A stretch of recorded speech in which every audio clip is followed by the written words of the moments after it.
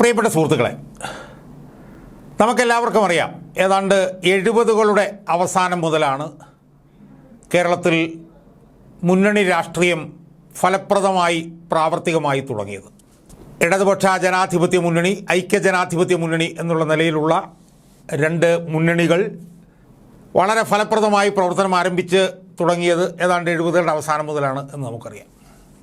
80-82 കാലഘട്ടത്തിൽ അന്നത്തെ ഇടതുപക്ഷ ജനാധിപത്യ മുന്നണിയോടൊപ്പം എ ഗ്രൂപ്പ് ഉണ്ടായിരുന്നു. 82-ൽ അവർ തിരിച്ചുപോയി. 82-87 കാലഘട്ടത്തിൽ ഐക്യജനാധിപത്യ മുന്നണി അധികാരത്തിലായിരുന്നു. 87-91 കാലഘട്ടത്തിൽ ഇടതുപക്ഷ ജനാധിപത്യ മുന്നണി അധികാരത്തിൽ വന്നു. 91-96 വീണ്ടും ഐക്യ ജനാധിപത്യ മുന്നണി വന്നു. 96-2001 ഇ കെ നായനാരുടെ നേതൃത്വത്തിലുള്ള ഇടതുപക്ഷ ജനാധിപത്യ മുന്നണി വീണ്ടും അധികാരത്തിൽ വന്നു.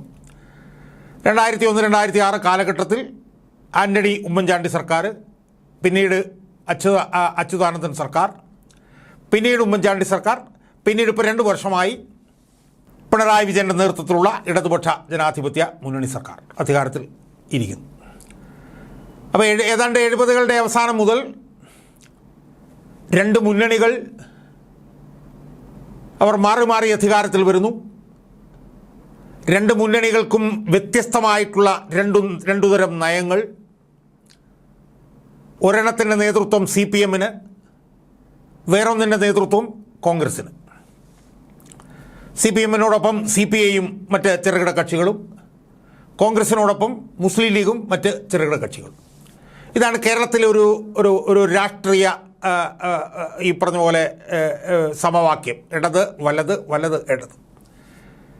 ഇവ തമ്മിൽ വിട്ടുവീഴ്ചയില്ലാത്ത രാഷ്ട്രീയ പോരാട്ടം. ഒരു വിട്ടുവീഴ്ചകൾക്കും തയ്യാറാവാതെ,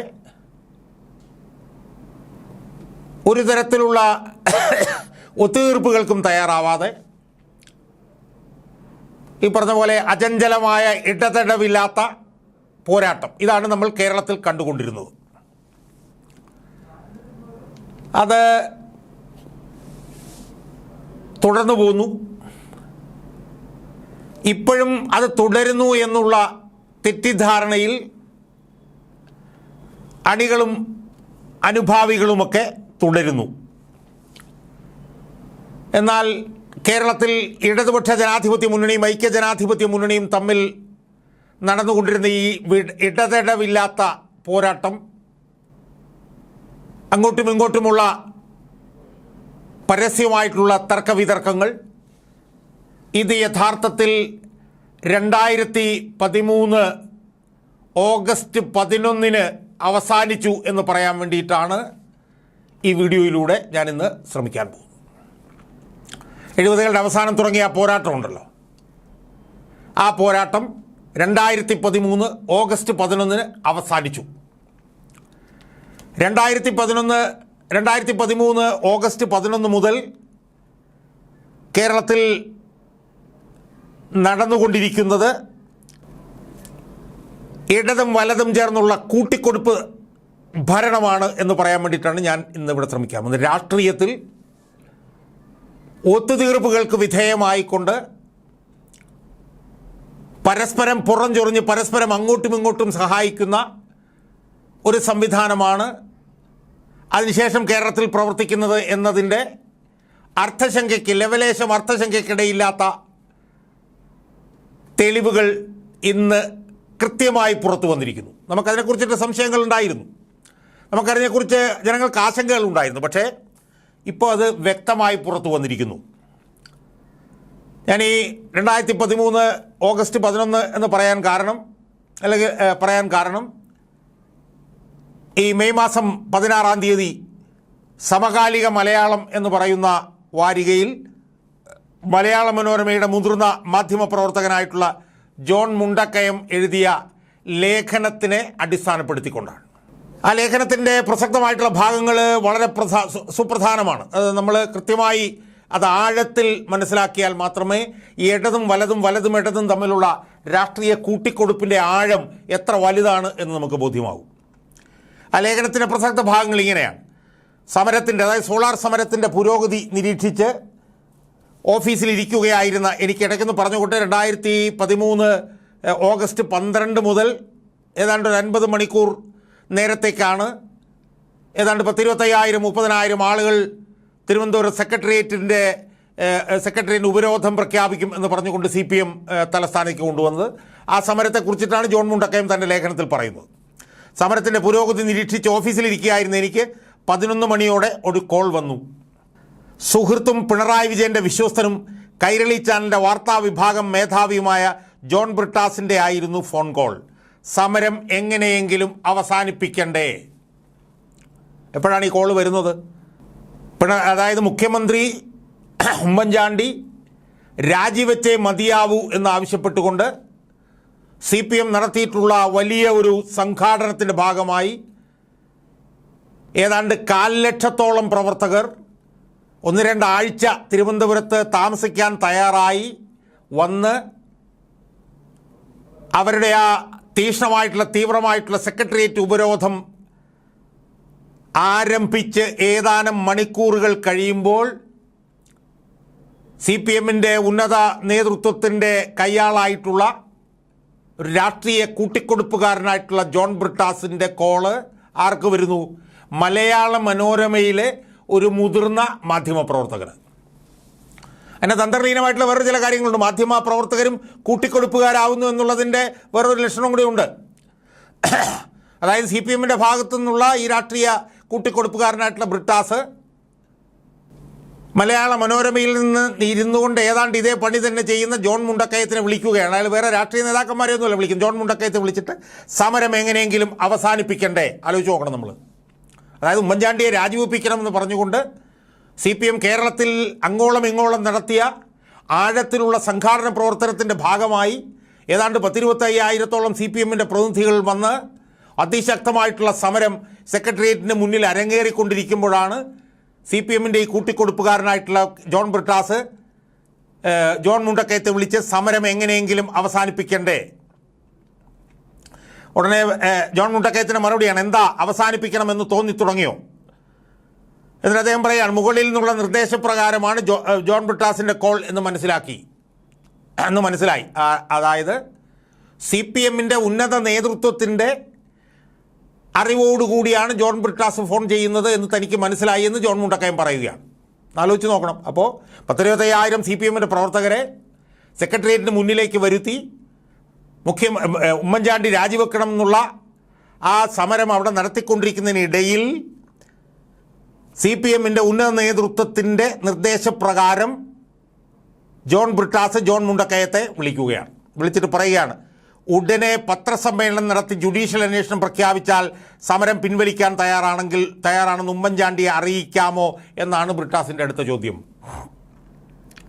ഉടനെ പത്രസമ്മേളനം നടത്തി ജുഡീഷ്യൽ അന്വേഷണം പ്രഖ്യാപിച്ചാൽ സമരം പിൻവലിക്കാൻ തയ്യാറാണെന്ന് ഉമ്മൻചാണ്ടിയെ അറിയിക്കാമോ? ആലോചിച്ച് നോക്ക് നിങ്ങൾ. ഞാൻ നേരത്തെ സൂചിപ്പിച്ചതുപോലെ ഏതാണ്ട് 1,00,000-ഓളം പ്രവർത്തകരെ തിരുവനന്തപുരത്ത് എത്തിക്കുന്നതിന് വേണ്ടി വലിയ സംഘാടന പ്രവർത്തനമാണ് CPM നടത്തിയത്. ആ സംഘാടന പ്രവർത്തനം നടത്തി ഉമ്മൻചാണ്ടി രാജിവെച്ചാൽ മാത്രമേ ഈ സമരം അവസാനിപ്പിക്കൂ എന്ന് പറഞ്ഞ് അണികളെ പറഞ്ഞ് ബോധ്യപ്പെടുത്തി അവരെ സെക്രട്ടേറിയറ്റിന് മുന്നിൽ കൊണ്ടുവന്ന് അവരെ സമരോത്സുകരായി സമരസജ്ജരാക്കി തീവ്രമായിട്ടുള്ള സമരമുഖത്ത് നിർത്തിക്കൊണ്ടിരിക്കവേ, അവരാ സമരത്തിൽ ശക്തമായി പങ്കെടുത്തുകൊണ്ടിരിക്കവേ CPMൻ്റെ സംസ്ഥാന നേതൃത്വത്തിൻ്റെ, അതായത് പിണറായി വിജയൻ്റെ അറിവോടുകൂടി ജോൺ ബ്രിട്ടാസ് മലയാള മനോരമയിലെ സീനിയറായിട്ടുള്ള പത്രപ്രവർത്തകനായിട്ടുള്ള ജോൺ മുണ്ടക്കയത്തെ വിളിച്ചിട്ട് ഉമ്മൻചാണ്ടി ഒരു പത്രസമ്മേളനം വിളിച്ച് ജുഡീഷ്യൽ അന്വേഷണം പ്രഖ്യാപിച്ചാൽ സമരം പിൻവലിക്കാൻ തയ്യാറാണെന്ന് ഉമ്മൻചാണ്ടിയെ അറിയിക്കാമോ എന്ന് ചോദിക്കുന്നു.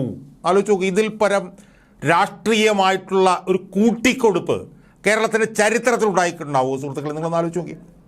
ഞാൻ നേരത്തെ സൂചിപ്പിച്ച പോലെ ആഴ്ചകളോളം നടത്തിയ സംഘാടനത്തിൻ്റെ അടിസ്ഥാനത്തിലാണ് ഈ 10-25,000 പാർട്ടിക്കാരെ തിരുവനന്തപുരത്ത് സെക്രട്ടേറിയറ്റിന് മുന്നിലേക്ക് കൊണ്ടുവന്നത്. അവരോട് എല്ലാം പറഞ്ഞത് പാർട്ടി എന്താ പറഞ്ഞത്?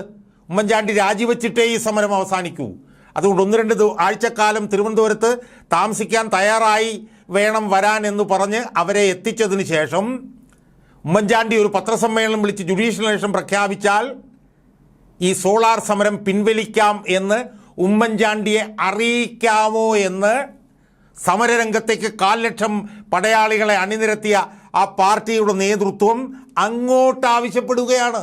ആലോചിച്ച് നോക്ക്, അങ്ങോട്ട് ആവശ്യപ്പെടുകയാണ്.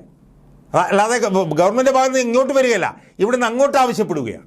അപ്പോൾ എത്ര വലിയൊരു കൂട്ടിക്കൊടുപ്പാണെന്ന് ആലോചിച്ച് നോക്ക്. ജുഡീഷ്യൽ അന്വേഷണം നേരത്തെ തന്നെ മുഖ്യമന്ത്രി പറഞ്ഞതാണല്ലോ എന്ന് ചൂണ്ടിക്കാട്ടി. അതെ, അത് പത്രസമ്മേളനം വിളിച്ച് പറഞ്ഞാൽ മതി. ആലോചിച്ച് നോക്കണം. അതായത് ജുഡീഷ്യൽ അന്വേഷണം എന്നുള്ളത് മുഖ്യമന്ത്രി നേരത്തെ പറഞ്ഞതാണ് എന്ന് ജോൺ മുണ്ടക്കയം പറയുന്നു.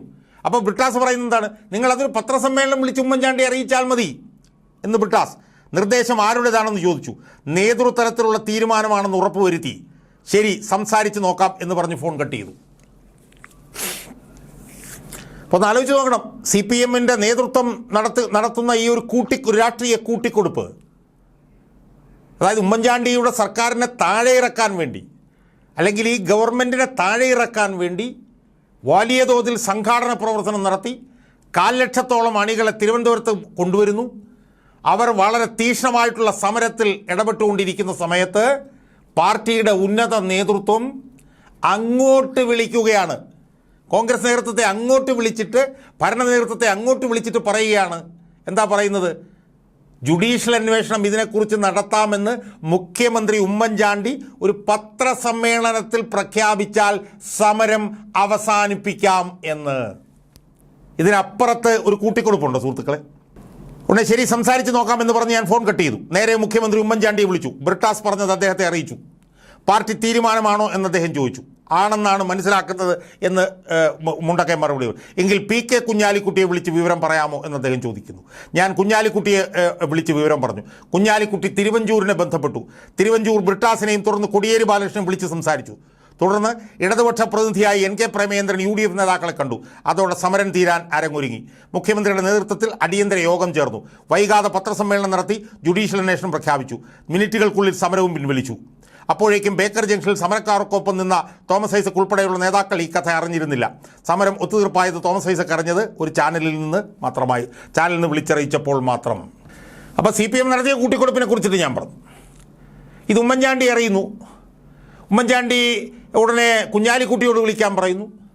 കുഞ്ഞാലിക്കുട്ടിയെ ജോൺ മുണ്ടക്കയം വിളിക്കുന്നു. കുഞ്ഞാലിക്കുട്ടിയെ വിളിച്ചു കഴിഞ്ഞ ഉടനെ തന്നെ തിരുവഞ്ചൂർ രാധാകൃഷ്ണനെ വിളിക്കുന്നു. തിരുവഞ്ചൂർ രാധാകൃഷ്ണനാണ് ആഭ്യന്തരമന്ത്രി. തിരുവഞ്ചൂർ രാധാകൃഷ്ണൻ ഉടനെ തന്നെ ജോൺ ബ്രിട്ടാസിനെ വിളിക്കുന്നു. കാര്യങ്ങളെല്ലാം തീരുമാനമാക്കുന്നു. സമരം പിൻവലിക്കുന്നു. അപ്പോൾ ഭരണ നേതൃത്വത്തിൻ്റെ ഭാഗത്തു നിന്നും ഇതേ രാഷ്ട്രീയ കൂട്ടിക്കൊടുപ്പ് തന്നെ നടന്നിരിക്കുകയാണ്. അപ്പോൾ ഇതിൽ നിന്ന് ഒരു കാര്യം വളരെ വ്യക്തമാവുകയാണ്. സോളാർ സമരവുമായി ബന്ധപ്പെട്ടുകൊണ്ട് ഇടത് വലത് മുന്നണികൾ തമ്മിൽ നടത്തിയിട്ടുള്ള ക്രാസായിട്ടുള്ള ഒത്തുതീർപ്പ്, കൂട്ടിക്കൊടുപ്പ്, CPM-ൻ്റെ ഭാഗത്തെ കൂട്ടിക്കൊടുപ്പ് ഞാൻ പറഞ്ഞു. കോൺഗ്രസ്സുകാരെന്തിനാണ് ഇങ്ങനെ ഒരു കൂട്ടിക്കൊടുപ്പിന് തയ്യാറാവുന്നത്? ഭരണ നേതൃത്വം എന്തിനാണ് ഇങ്ങനെ ഒരു കൂട്ടിക്കൊടുപ്പിന് തയ്യാറായത്? ഉമ്മൻചാണ്ടി രാജിവെക്കണം എന്ന് പറഞ്ഞിട്ടാണല്ലോ അവിടെ സമരം നടക്കുന്നത്. നിങ്ങൾ സമരം നടത്ത്, ഉമ്മൻചാണ്ടി രാജിവെക്കില്ലെന്ന് ഞങ്ങളൊന്ന് നോക്കട്ടെ എന്ന് പറഞ്ഞുകൊണ്ട് വിട്ടുവീഴ്ചയില്ലാത്ത സമീപനം എടുക്കേണ്ടിയിരുന്ന ഭരണ നേതൃത്വം ഈ വിഷയം അറിഞ്ഞതോടുകൂടി തന്നെ അവരും ഒരു ഒത്തുതീർപ്പിലേക്ക് പോകുന്നു. ആഭ്യന്തരമന്ത്രിയായിട്ടുള്ള തിരുവഞ്ചൂർ രാധാകൃഷ്ണൻ ജോൺ ബ്രിട്ടാസിനെ അങ്ങോട്ട് വിളിക്കുന്നു. അങ്ങോട്ടും ഇങ്ങോട്ടും കൂടിയാലോചിക്കുന്നു. രണ്ട് മുന്നണികളുടെ ഉന്നത നേതൃത്വങ്ങൾ തമ്മിലൊരു ധാരണയിലെത്തുന്നു. 50 മണിക്കൂറുകൾക്കുള്ളിൽ സമരം തീരുന്നു.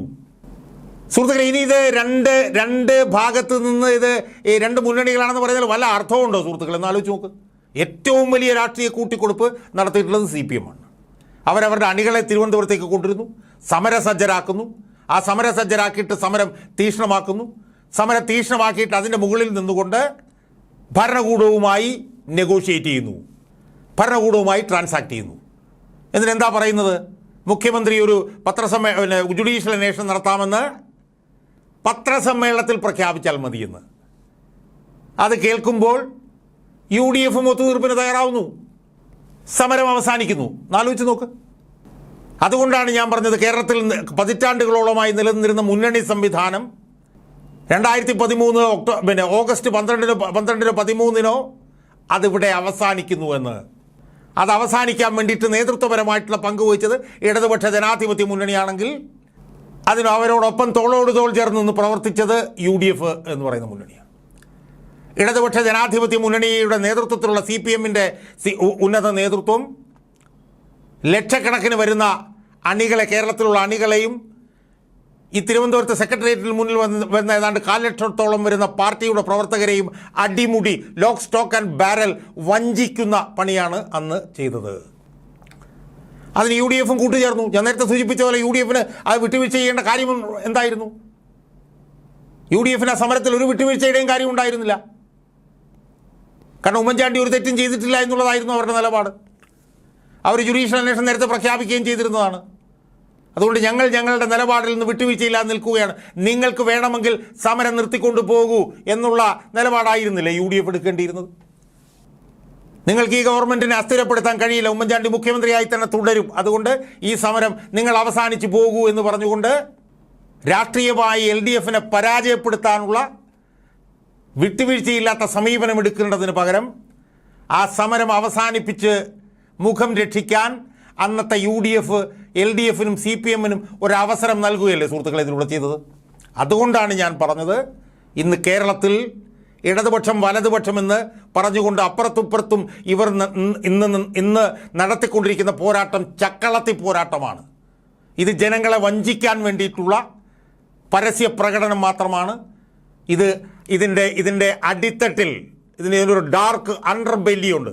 ആ അണ്ടർബെല്ലിയുടെ ഭാഗം നമ്മൾ പരിശോധിച്ചാൽ ഇത് രണ്ടും ഒന്നാണ് എന്ന് നമുക്ക് കാണാൻ കഴിയും. അതുകൊണ്ട് കഴിഞ്ഞൊരു 10 പതിറ്റാണ്ട് കാലമായി കേരളത്തിൽ അരങ്ങേറിക്കൊണ്ടിരിക്കുന്ന ഈ അങ്ങോട്ടും ഇങ്ങോട്ടുമുള്ള പ്രസ്താവന യുദ്ധങ്ങളുമൊക്കെ നമ്മളെ ബോധ്യപ്പെടുത്താൻ വേണ്ടി മാത്രമാണെന്ന് നമുക്ക് മനസ്സിലാക്കാൻ കഴിയണം.